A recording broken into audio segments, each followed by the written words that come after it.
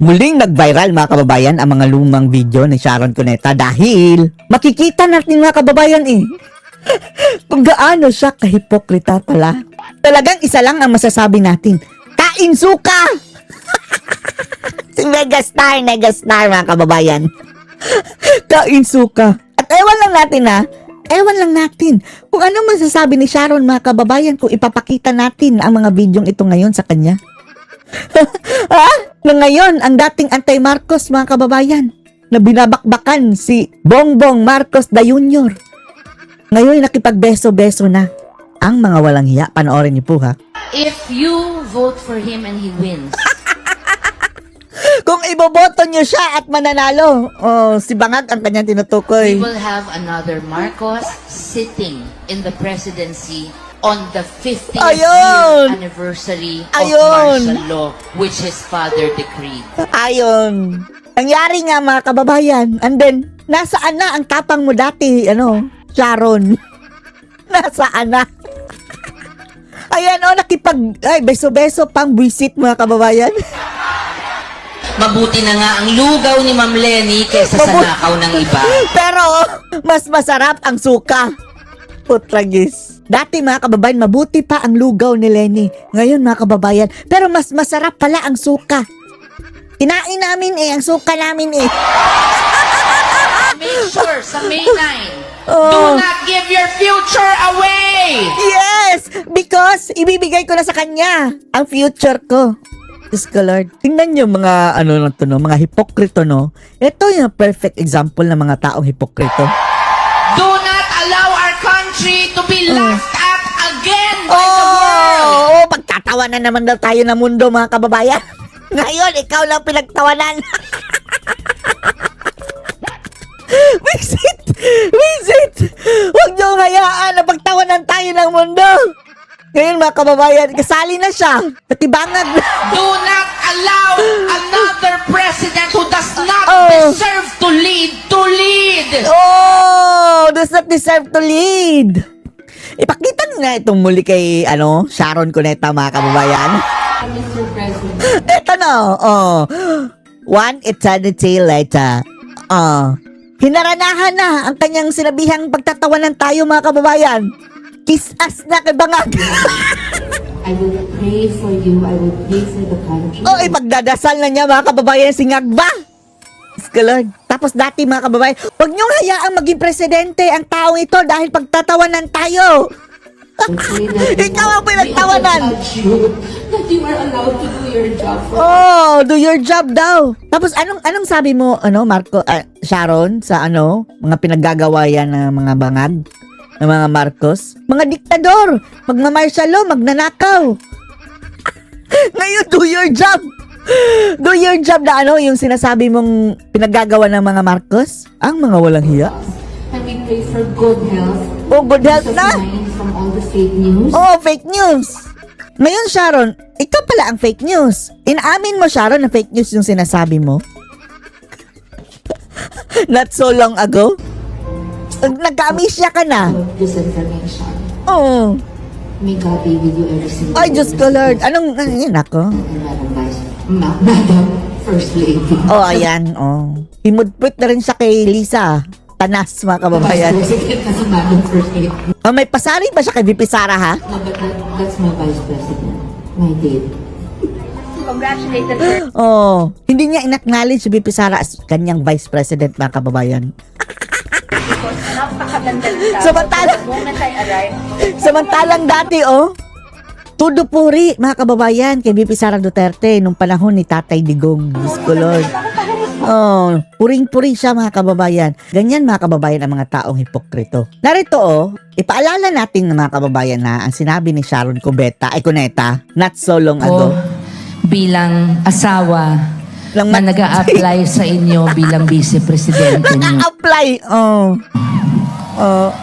Pero bukod dun po, Eto, alam niyo ba mga kababayan nung kauumpisa pa lang ni Kiko Matsing sa politika, ang ginagamit niyang pangalan mga kababayan, Mr. Sharon Cuneta, dahil nobody yan siya Ginamit niya mga kababayan ang pangalan ni Sharon dahil kung si Sharon ang tumakbo ng senador, panalo si Sharon. pero walang abilidad eh. Si Sharon Cuneta sa politika eh. Kaya, yung kanyang asawa, mga kababayan, na nobody, na hindi kilala, pinagamit ang kanyang screen name, Mr. Sharon Cuneta. Nanalo! Ito ko dahil ako ay isang Pilipino. Ay, Diyos ka Lord. I was born, President Ferdinand Marcos was president already. Ayan ha, binakbakan niya si Marcos Sr. ha. In 1986, may martial law pa pala. 1986, martial law? Are you sure, Sharon? Buti na lang hindi ka nagsenador, no? Hoy, Sharon, bumalik ka nga sa yung history. Ang martial law, mga kababayan, from 1971 up to 1972 o up to 1981. 1986, mga kababayan, EDSA People Power Revolution noon. Wala na yung martial law. Anong invento na naman yan? Ito, no? Convince sila sa kanilang mga pinagsasabi, tapos wala pala, mali-mali. Gayon pa man. Isa lang yung katunayan, mga kababayan, na wala talagang kwenta ito pinagsasabi ni Sharon. Dahil ngayon kinain niya ang kanilang sinuka. In 1986, may martial law pa pala. Wala na! Tapos When na! martial law was declared, I was watching a cartoon on TV. I was 6 years old. So, 1972, 1971, hindi lang tayo sure, 72 ata, nadeklara ang martial law. Natapos, 1981. It was the Funny Company. Funny And company. suddenly, the news, it's very, very vivid in my mind. I have a weird memory. Ngayon, Sharon, daig pa ang nag-martial law, Sharon. Buti nga dati, mayroong deklarasyon ng martial law. Ngayon, walang deklarasyon, pero para tayong martial law. Ninakawan ba tayo? Tapos, nasaan na yung galit mo? I was Nagbeso-beso ka na, lying down like this on the floor of my room, and I was watching the cartoon, and then Bong Lapira, former newscaster, comes on air, says, martial law has been declared. I didn't understand anything. Hanggang ngayon, apparently, invento ka eh. Ang tatay ko po served Kalbo? under 7 presidents. In the history of Philippine politics, my father, Mayor Pablo Cuneta, is the Parang longest lasing ka ba, Sharon? Lasing ba siya dito, mga kababayan? Parang nakatuma, no? serving, or was the longest serving public servant. He was appointed Lieutenant Governor of Rizal Province by President Elpidio Quirino. And then he was elected Mayor of Pasay. And from the time I was born, he lost only once. Si Tatay Digong, walang talo ni isa. Until he passed Si VP Sara, walang talo ni isa. away. Or was too weak already. I have been through several campaigns in my lifetime. Among the Marcos children, I would consider Bongbong the closest I have become to. Apparently, close na close pala talaga kayo. Bakit? Kasama ba kayo sa party? Sharon, don't tell us. Kasama kayong, alam nyo na dati ha?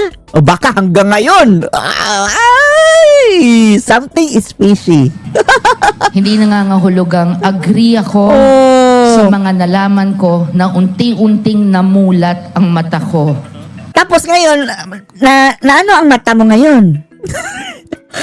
Kung namulat siya ng panahong ito, mga kababayan, na parang sinuka niya si BBM, ngayon, muli kang nabulag. Dahil kilala ko ang pamilya personally, hindi naman ganun ka-close.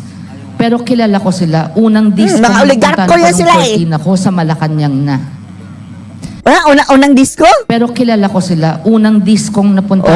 Unang disco. Tingnan nyo, mga kababayan, dati pa pala, ng mga bangag na yan, mga Marcos na yan, mahilig na talaga magwaldas, party. Puro pag-aaksaya, mga kababayan, sa kaban ng bayan. 14 ako sa Malacanang na. Concert ng Malacanang.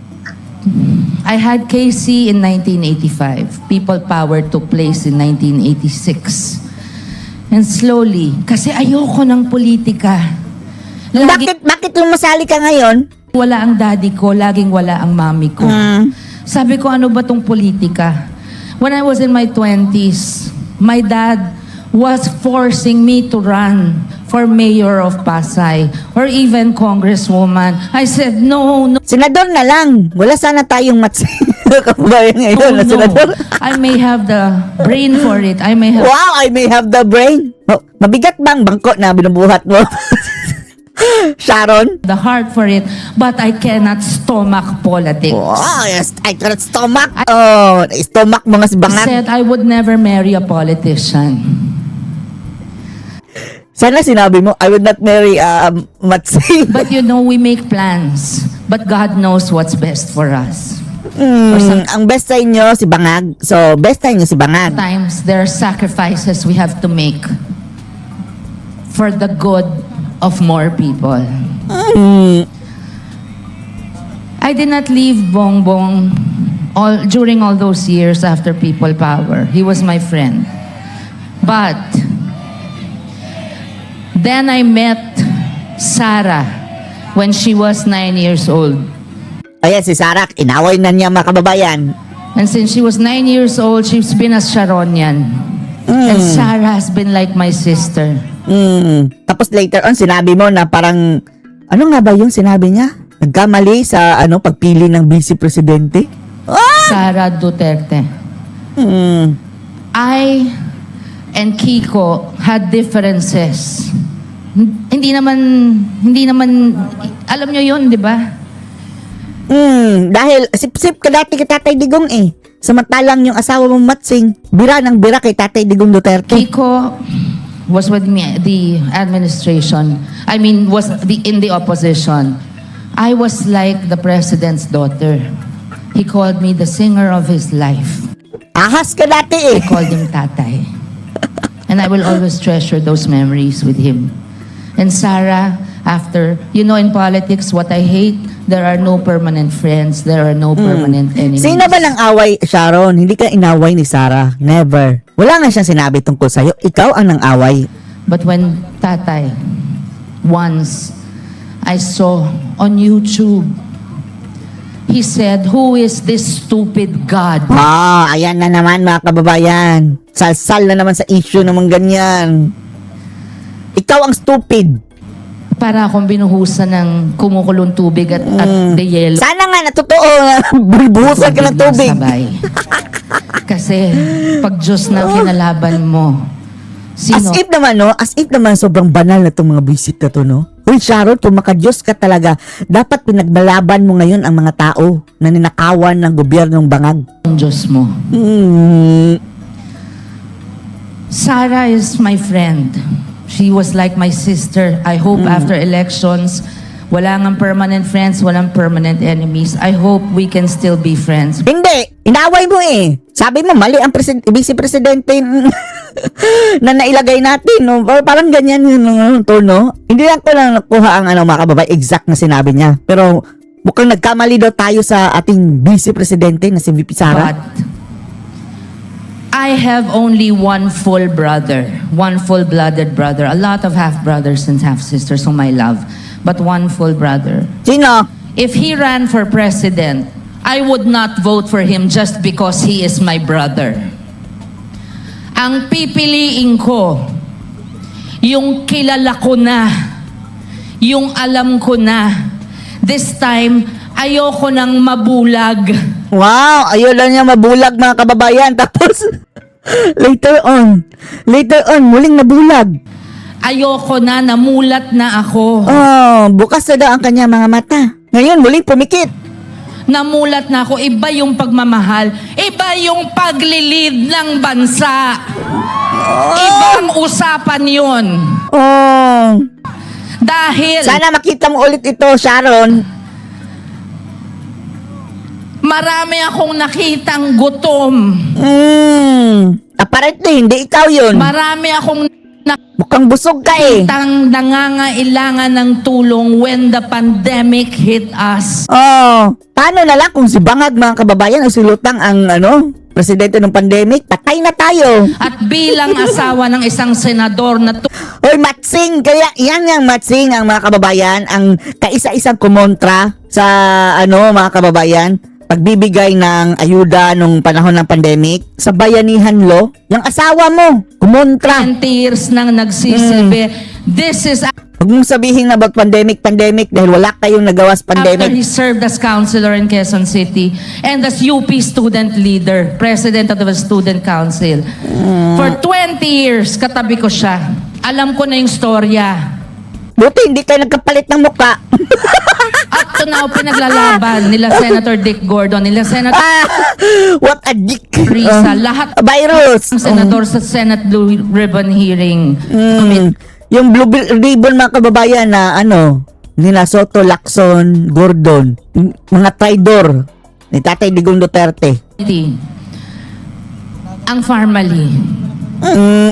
Dapat ang Ayan na funds naman. na punta Ayan na naman sa mga kababayan. nangangailangan Ang kanila ng mga PPEs, ng mga Diyos testing ko, kits, Lord! ng Mga PPE, tracking, PPE. whatever you call them, devices, whatever, to contain Ang kanilang mga mga kababayan mga propaganda yan talaga pag demolish sila kay Tatay Digong, mga family na overpriced daw mga kababayan ang bilhin ng PPE, na alam naman na nating lahat mga kababayan na wala naman talagang hindi overpriced sa panahon ng pandemic sa PPE. Mabisit talaga kahit paano. But no, I am scared. Baka part ng Pilipinas, mamaya Drama! part na ng China. Ay nako. Uy Sharon, buti na lang hindi ka Sharon talagang tumakbo dahil good luck ang bayan sa iyo kung naging politiko pa to si Sharon mga kababayan, daig pa nitong mga mga politikong mga sinungaling. Ngayon nakikita natin mga kababayan, this is already a history. Dito natin nalaman na lahat ng sinasabi niya dito kasi sinungalingan. Lalong-lalo na tungkol dyan sa birada niya kay Bangag. Proof ito na sinungaling ka, Sharon. I don't want that to happen. Senator Laila De Lima was jailed Saba. because she was Ay! really trying to find out Nakulong yang Saba dahil nag-involve yan sa kalakaran sa illegal na droga. For your information. Nagpupunta-punta yan ng bilibid. Pasalamat nga sila mga kababayan na ang nakulong lang dati si Saba lang, si Dilima. Yan ang sinasabi nila. Ginawa din yan ni Duterte. Dahil may kasalanan si Saba. Totoo naman talaga. Pinalabas si Bangag ngayon mga kababayan. Pero, other than Saba, wala na. Diba? Pero ngayon si Bangag mga kababayan, lahat ng mga kakampi, pinagplanuhan nila mga kababayan na ikukulong. the truth about EJK. They accused her of being involved in the drug trade. Yung drug lord. Diba? Umamin siya na nakipag-jerjer siya mga kababayan, nakipag-relasyon siya sa kanyang driver, na yung driver na yun ang nagiging bagman ni Saba doon sa Bilibid. Na nag-testify against her, saying she was involved in the drug trade. Just a few days ago, recanted his statement. Rekante dahil anong nangyari mga kababayan? Ginapang. Tapos, alam ng mga sindikato na paalis na si Duterte. Papunta na yung sinasabing nagva na mahilig sa mga kababayan, mahilig sa pulburon, diba? Sabi ni Tatay Digong. So kaya Pero nakalabas. nakakulong pa rin si Senator Laila. Pinalabas na ni Bangag. Lahat ng paninira ginawa na. Kailangan iboto natin siya kasi maganda ang Diyos ko Lord, maganda daw si Laila. kanyang puso at hanga Bisit. Isa din yung bumangan. rin. Like Senator Gordon, Senator Risa Laway. Montiveros. Puro mga reject. Trillanes, ipaglalaban niya tayo Ay, nako. Mga buisit na hanggang to, no? dulo. Wala Hanggang dulo ng impyerno. pa yan kay Ma'am Lenny. Siguro Ay, naghihintay nako, din siya Lutang. ng Ngayon, si Lutang mga kababayan, na? I love Marcos na din. pwedeng silbihang pangulo na tapat ang puso sa bawat Pilipino. Ipaglalaban niya tayo. Si Senator Bagilat, Ay, Bagilat. kung di nyo po nakikilala pa, he was governor of Ifugao. He was a congressman of Ifugao. Reject. He has to be elected because he represents the indigenous Ocho diretso sa Inidoro, mga kababayan, no? Mga team Inidoro pala ito, no? people. He has a good heart. He is a good man. Senator Lacson is a graduate Oh, isa pa to. Oh, di binanggit na nila mga kababayan lahat, no? Itong mga impacto pala, no? Tingnan niyo mga people na to, mga kababayan na ano, na talaga mga salot. of Harvard Andyan na, oh. Law School. Harvard! Mukha niyan. But more importantly, tamat ang kanyang hangarin. Attorney Lacson and Attorney Matula Attorney pala yan si Lacson. ay nakikipaglaban para sa mga manggagawa. Manggagamit. Tapos nandyan si Chel Diokno. Ay, ngipin! Oh, mga hindi nanalo mga kababayan na senador, nag-congressman, dahil hindi nagre-reflect ang kanila pangalan sa balota eh. Dadalhin lang nila akbayan, para manalo sila. Mamamayang liberal. Pero kung pangalan nila ang ilalagay, walang boboto. Ama ni Chel Diokno. Oh, nakainsuka na rin ngayon. Ng mga buwisit kayo. Bakit nyo kinain yung suka nyo, Sharon? Ay ang pangalawang pinakulong ng martial law. Oh, tapos ang anak ngayon, tingnan nyo anak ngayon. Hinod, puwet mga kababayan sa Marcos. Siya rin ang dating dean ng UP College of Law na naging inspirasyon ng asawa kong si Kiko na maging attorney. Oh, tapos anong sabi ni Kiko sa impeachment? Dapat hindi na daw masyadong technical, visit. Parang hindi abogado, Attorney no? Chel Diokno in 2019 lost in the elections for Senate. Hindi lang 2019. Ilang beses siyang na-lost. Kung hindi lang siya nagmamamayang akbayan mga kababayan, hindi yan magiging congressman. The next day, he went back to school to teach. Dahil wala ng pera. Pilitan. Ganon siya ka-devoted.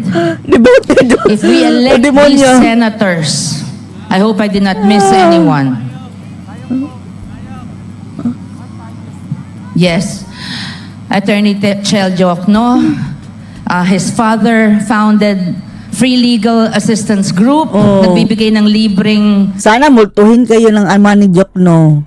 Pinaggagawa ninyo. legal advice sa mga walang pambayad, sa mga attorney na nung gumraduate si Kiko at pumasa ng bar sa UP College of Law, siya ay nakipagtulungan sa kanila, hindi pa siya senador noon. Nung ikakasal na po kami ni Kiko, sabi ng daddy niya sa akin, ang dami ng kliyente niyan, kaya lang puro libre. Walang alam sa negosyo yan. Oh, ngayon, anong ginawa? Bumangag kay Marcos. I'm speaking now from the bottom of my heart. Because parang I don't know if anybody here has experienced what I have. My father served 7 presidents. Oy, shut up na Sharon, nakakaumay ka. Dito na lang tayo mga kababayan, sa ibang usapan. Ang kanyang pangbabastos sa Vice President, nakalimutan niya that the Vice President is an elected official at siya ay appointed lang. Yeah. Mataas po ang sovereign power given by the people to Vice President Sara Duterte. Si Senator Pia Cayetano, elected official. Si Senator Alan Peter Cayetano, elected official. Ngayon lang po ako nakakita, Ma'am Lorena, correct me if I may be wrong in this observation, ng isang presidential spokesperson / barker na ganito kabastos at hindi niya kinikilala ang sovereign authority given by the people to elected officials. Kung tratuhin niya, insultuhin at pagmayabangan si Vice President Sara Duterte, si Senator Pia Cayetano, si Senator Alan Peter Cayetano as if may mandate itong kulukoy na si Claire Castro. Hoy, wala kang mandate. Humiram ka lang ng kapal ng mukha at apog mo kay Marcos Jr. and you don't even deserve to be called a presidential spokesperson.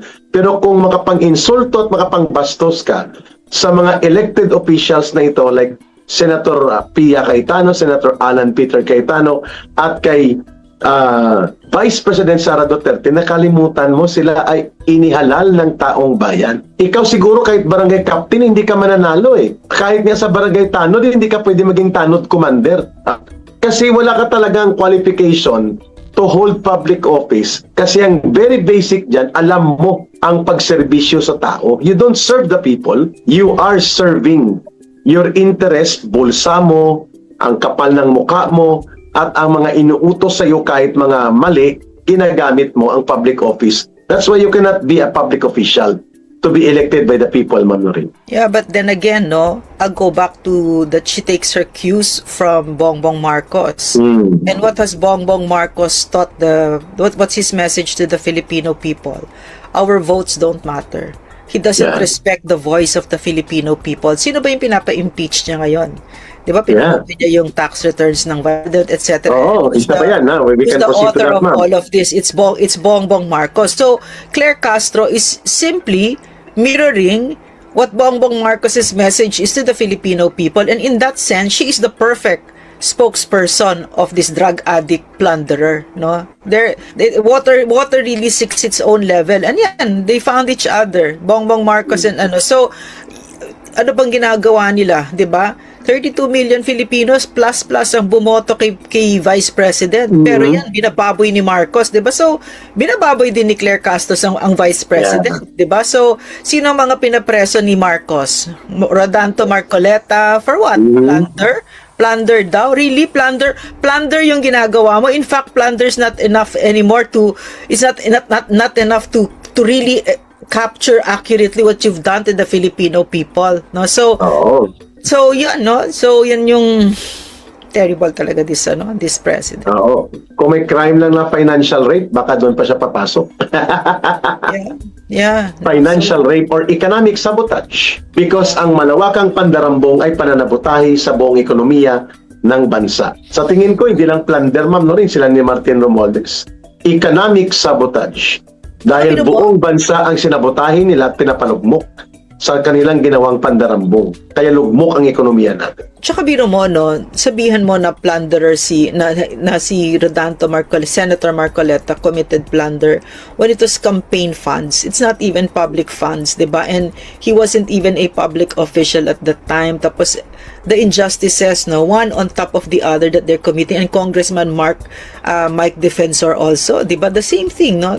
Yan yung paano naging plunder, tapos you turn a blind eye on the testimonies of talagang very very strong testimonies na against Erwin Tulfo, against yung mga nasa Kongreso, si Saba, si Laila De Lima, etc. etc. 'Di ba? Lahat sila, Tito Soto, Ping Lacson, 'di ba? Bongbong Marcos, of course, 'di ba? So talagang sa Pilipinas ngayon wala talagang hustisya, no? Wala tayong aasahan diyan ngayon kay Bongbong Marcos at yung mga barkada niyang lasing na lasing sa kapangyarihan at very At kung hindi siya interesado, Ma'am Lorraine, sabi niya hindi siya interested kung ano man mangyayari dyan sa impeachment, ay nabahala na ang Senado kasi ang bola na sa Senado na. Pero ngayon, hindi niya mapigilan ng sarili niya na i-reveal ang kanyang pagkumpas sa BIR na i-release ang confidential records of tax payment and tax records na mag-asawang Vice President Sara Duterte and Attorney Manscarpio, pagpapakita po that the principal motive of Marcos is to remove Sara Duterte before 2028 using the abusive and very clear harassment and manipulated operations using the impeachment process. Dahil kung gusto niya talaga ng unity at kung gusto niya ang bansa ay ma-unify, pwede niya namang sabihin, itigil na natin yan. Tapos na yan, let's move and unify the country. Hindi ko papayagan yan na magpa-release ng mga tax records na confidential sapagkat ang daming mga dapat i-release, SALN, tax records ng mas mga korap at mga bulok na opisyal, di lahat na lang ipa-release natin, pati yung sa akin. Pati hindi. Siya mismo ang nagtutok at nag-utos na ipalabas ang confidential records ng tax records ni Vice President Sara Duterte at ng kanyang asawa. Which means, si Marcos hindi niya mapigilan ang sarili niya. Nagmamalinis, nagmamarunong, pero siya talaga ang pasimuno. Na bilis-bilisan nyo na yan. Magboto na kayo at tanggalin nyo na siya. At dapat ito na ang datos patungkol sa kanyang tax records. Ganon po kakapal at ganon po kadesperado si Marcos by issuing this order to release the confidential records on the tax transactions involving the Vice President. What we're seeing, kasi parang I have a group chat, no, and then when they found out that Marcos released agreed to release, no, the tax returns of the Vice President and the husband, parang gulat na gulat sila. So ako naman nagugulat, ba't kayo nagugulat? Kasi we have to be 10 steps ahead of this criminal, no? He's not an ordinary person. He's a criminal. We elected a criminal in office, no? The highest office of the land. So dapat hindi na tayo nagugulat. May isang term na tinuro sa akin ang CPP, no? Ang term na yun ay reactive. Napaka-reactive ng Pilipino. So, ang plano kasi ganito. Iko-convict nila ang Vice President pagkatapos no election sa 2028. So, ako ang concern ko na ang mga Pilipino, ba't ba kayo nagugulat? Nakikita ko, ba't pa kayo nagugulat? Ano ba? Tapos parang naniniwala pa kayo dun sa sinasabi nila na kakasuhan si Martin Romualdez. Ano ba? Diba? Huwag kayo maniniwala kasi kung may tinuro kasi ito mga ito sa atin, nagpakilala, mga sinungaling sila. Hindi sila nagsasabi, mga bastos, walang respeto sa bayan natin. There's no, kahit na isang drop ng nobility, yung kagandahang loob, wala itong mga ito. Okay, ang mga nakaupo ngayon sa matataas na pwesto ng sa gobyerno ay mga kriminal, ang mga utak. Okay, pwede ko bang ulitin yun ng 1 million times bago nyo maintindihan yung sinasabi ko? Kasi para nagugulat pa kayo Bakit kayo nagugulat, 'di ba? Ano bang ginawa nito? Tignan niyo na lang kung sino nasa The Hague ngayon. Si President Duterte, 'di ba? So sino bang kakontsaba ni Marcos dito? 'Di ba yung mga dilaw tsaka yung mga CPP, 'di ba? So wala namang kahihinat ng kabutihan ang Pilipinas sa mga yun. Wala naman silang ginawang magmaayos sa Pilipinas, 'di ba? Just yung mga nakaupo ngayon, katulad ni Claire Castro. Tingnan niyo nila yung pagmumukha ni Claire Castro. Tingnan niyo yung pagmumukha ni Ralph Recto, 'di ba? Tingnan niyo yung pagmumukha ni Boying Remulla, o 'di ba? Mga sinungaling at saka talagang meron na silang script na sinusunod na lang. No? So yan yung wag na kayo magulat, 'di ba? Ba't na tayo gulat na gulat? Kasi parang yung nagre-react tayo. Wag tayong mag-react. Dapat, ang ibig ko sabihin, wag mag-react. Dapat 10 steps ahead tayo sa kanila. No? So, wag tayong magulat sa ganyan. Dapat alam na natin, no? Tama ka dyan, Ma'am Lorraine, kasi from the very start, ang impeachment operations para durugin si Vice President Sara Duterte will not gain ground kung hindi kinumpasan ni Marcos. Yeah. So, yun lang naman kasimple yun Mula sa dinaya yun sa House of Representatives, binaluktot nila ang lakas ng loob ng pangbabastos at pangbabara kay Vice President doon sa House of Representatives since last year pa yan. Si Marcos ang may pakana niyan.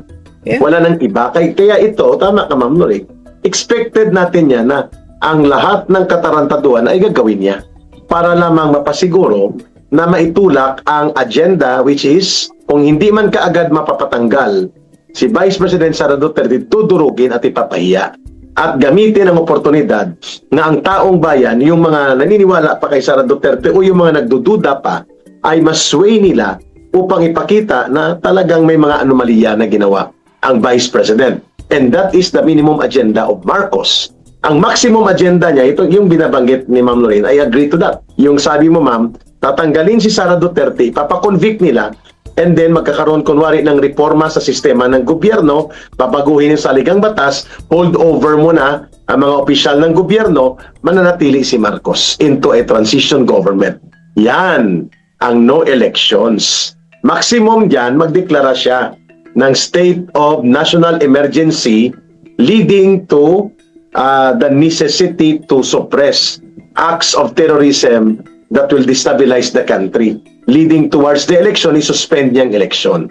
Those are possibilities. Within the power given to him in the Constitution, pwede niyang gawin yan. At alam natin, pinag-iisipan at pinaghahandaan na nila Marcos yan, Ma'am Lorraine. Correct. So Eric, anong tingin mo, no, na para sa atin, maliwanag na maliwanag talaga yung yung path na ginagagawin nila, 'di ba? So, ano dapat ang stance ng Pilipino sa ganito? Kasi sa akin, nakikita ko kasi sa social media yung mga nagkukunyari na for Sara, pero ang sinasabi ko sa mga comments, wala na tayong pag-asa. Sila yung may kapangyarihan. Talagang tinatanggal yung hope natin, 'di ba? Tapos nababasa ko din yung kinuwento ko sa iyo yung isang araw, a retired general said, wala na akong paki sa Pilipinas. I've done my time, no? Mas gusto ko na lang na mag-golf ako. Yeah. Tapos mag-shopping lang ako, gano'n, no? So, this general, I think is in his 70s, no? So, I think his only goal in life is to die with a nice pair of jeans. I think that's it, no? So, but in the end, we really get the country that we deserve. Yun talaga yun, no? So, kumbaga sa relasyon, no? You get the boyfriend that you deserve. So, kung ang boyfriend mo binubugbog ka, sinungaling, etc., or asawa mo, tapos hindi ka umaalis, 'di ba? At talagang deserve mo 'yon, 'di ba? So, hindi mo ipaglalaban ang Pilipinas, deserve mo talaga kung ano mangyayari, 'di ba? I agree. Kasi Sa tingin ko, maliwanag ma'am, na eh. Go ahead, ma'am, Gwen. Kasi maliwanag na yung tatahakin natin na landas kapag tumagal pa dyan si Bongbong Marcos. Dapat nga ngayon bumababa na yan kasi dapat pinakita niya ng maliwanag. Yung SONA niya mismo, napakawalang kwenta. Kasi nga dapat, napansin mo Eric, yung kanyang SONA, walang legislative agenda. Wala siyang sinabi. Wala. Imagine.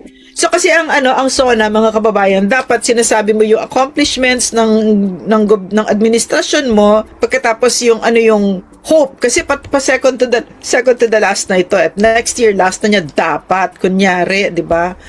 Kunyari naniniwala tayong hindi siya bababa. Kunyari, kaya nga tigil-tigilan niyo yung 2028 and hindi yan bababa, no? So, hindi bababa talaga yan. So, dapat nagpaplano tayo ahead. So go ahead, Eric, ano sabihin mo? No. Sa tingin ko, ma'am, kapag pinilit ni Marcos na manatili sa poder, pagkamkam ng kapangyarihan, may hangganan yan. Bagamat hindi natin ma-predict ang people power o yung malakas na mga pagkilos ng taong bayan, mangyayari yan sapagkat yan po ay naging kasaysayan ng Pilipinas, naging karanasan po natin yan. Alalahanin po natin, mga kababayan, ang pinatay po ang isang opposition figure noong 1983 sa yung tatay ni Chris, yung asawa ni Cory Aquino, whatever yung uncle ni Bam. Ang uncle ni Bam at lolo ni Kiko D na mga protectors ni Marcos ngayon. Na protector ni Marcos na ang kanilang panawagan ay Marcos remain, Sara resign, no? Yeah. Yung mga March trillion. Tsaka Eric, pasingit pa ha,